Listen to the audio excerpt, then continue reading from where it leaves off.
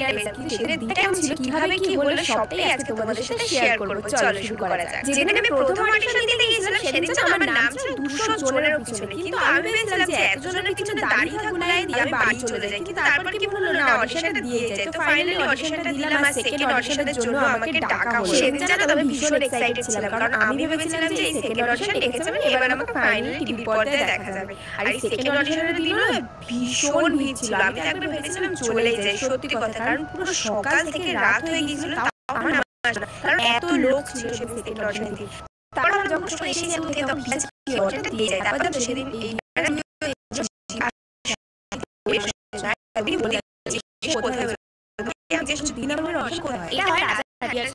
তারপরে তো একসাথে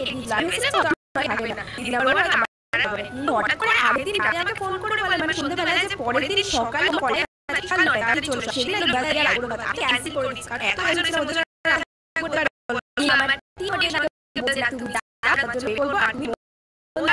ফিরতেই হবে। তাই জন্য সবার কথা শুনে আমি চলে গেলাম দিদি নাম্বার 1 খেলার জন্য। আর ওরা বলেছিল ওরা রাত অবধি থাকতে রাখছে, কিন্তু খেলাটা ক্যান্সেল করা যাবে না। তাই আমার গ্রুপের সবাইকে অনেক অনেক থ্যাংক ইউ। আর তারপরে দেখো মেকআপ রুমে চলে এসেছিলাম, আমার মেকআপ করে দিয়েছিল, আমার ড্রেস সিলেক্ট করা হয়ে গিয়েছিল, এই চুড়িদারটাই আমাকে পরতে বলেছিল। তারপরেই আমি রেডি হয়ে চলে গিয়েছিলাম ব্রেকফাস্ট করার জন্য। প্রথমবার টিভি পর্দায় আমাকে দেখাবে, আমার পরিবারের সবাই আমাকে দেখতে পারবে, এটা ভেবে তো আমার মানে খুবই ভালো লাগছিল। আবার একদিকে আমি নার্ভাসও হয়ে যাচ্ছিলাম যে আমি রচনা দিদির সামনে কি আদৌ কথা বলতে পারবো, আমি খেতেও পাচ্ছিলাম না জানো তো।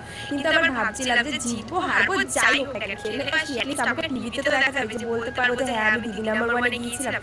তারপরে আমি সেটে চলে আসলাম। আর ভাবো তোমরা, আমি তো অডিশন না দিয়ে চলে যাচ্ছিলাম, 200 জনের পিছনে আমার নাম ছিল, এতজনের পিছনে দাঁড়িয়ে কখন অডিশন দেবো এটা ভেবে বাড়ি চলে যাবো। তারপরে কি মনে হলো না, অডিশনটা দিয়ে যাই। আর তারপরে সেকেন্ড অডিশন, আর তারপরে দেখো ফাইনালি দিদি নাম্বার 1 খেলতে আসতে পারলাম। মানে ভগবান যেটা তোমার জন্য ঠিক করে রেখেছে না, সেটা তোমার সাথে হবেই।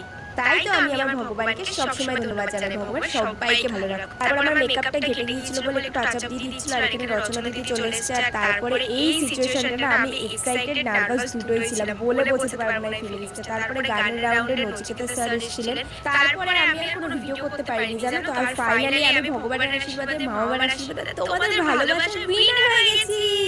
আর যখন আমাকে বললো আখি আজকে দিদি নাম্বার 1 এর উইনার, ও মাই গড, সেই সিচুয়েশনটা আমি তোমাদের বলে বোঝাতে পারবো না। মানে আমি ভাবতে পারিনি যে মেয়েটা অডিশন না দিয়ে চলে যাচ্ছিল, এমনকি রিয়া বিভাসের আইব্রো ভাতের জন্য আমি দিদি নাম্বার 1 আসতেই চাইছিলাম না, ক্যান্সেল করে দিচ্ছিলাম, সেখানে দাঁড়িয়ে আমি আজ উইনার হয়ে গেছি। মানে স্বপ্ন হলো সত্যি, মানে স্বপ্ন দেখতে থাকো, একদিন না একদিন ঠিক পূরণ হবে। আর ভগবান যেটা ঠিক করে রাখে না সেটা তোমার সাথে হবেই। দেখো ক্যান্সেল করা সত্ত্বেও আমি দিদি নাম্বার 1 এসে খেলতে পারলাম। আর তার থেকে বড় কথা, অডিশন না দিয়ে চলে যাচ্ছিলাম, অডিশন দিয়ে সেকেন্ড অডিশন, আর ফাইনালি আমি আজ দিদি নাম্বার 1 এর উইনার হওয়ার পরে আমি লাঞ্চ করতে বসে গেছিলাম। লাঞ্চে ছিল ভাত, উচ্ছালু ভাজা, ডাল, ডিমের তরকারি, তার সঙ্গে একটা মিক্সড ভেজ তরকারি ছিল। আর দেখো এখানে আমার গিফটগুলো চলে এসেছে সব, আর এখানে কিন্তু প্রচুর গিফট ছিল। তোমরা আমাকে অনেকেই বলেছো দিদি কি কি গিফট পেলে দিদি নাম্বার থেকে, অবশ্যই একটু দেখিও। হ্যাঁ অবশ্যই তোমাদেরকে দেখাবো, তোমাদের জন্যই তো সব বলো। আর এই দেখো আমি এই গাড়িটা ভাড়া করেছিলাম গিফটগুলো নিয়ে যাওয়ার জন্য, কারণ অনেকগুলো গিফট ছিল। আর এই দেখো আমার এটা ইচ্ছে ছিল যে আমি এক লরি, মানে ছোট লরিগুলো করে গিফট নিয়ে যাবো, আর পাড়ায় সবাই আমাকে বলবে দেখো দিদি নাম্বার 1 জিতে এসেছে। মানে এটা আলাদাই একটা এক্সাইটমেন্টের ব্যাপার। আর একটাই কথা বলবো, যারা একদিন আমার ভিডিও করার নিয়ে আমাকে ভুলভাল কথা বলেছিল, আমার বাড়ির লোককে ভুলভাল কথা বলেছিল, আজকে আমি দিদি নাম্বার 1 জিততে পেরেছি, এই পজিশনে আসতে পেরেছি, তোমাদের এত ভালোবাসা পাচ্ছি, বাবা মাকে খুশি রাখতে পারছি, বাবা মার স্বপ্ন পূরণ করতে পারছি, আর এটাই আমার কাছে সবথেকে বড় ব্যাপার।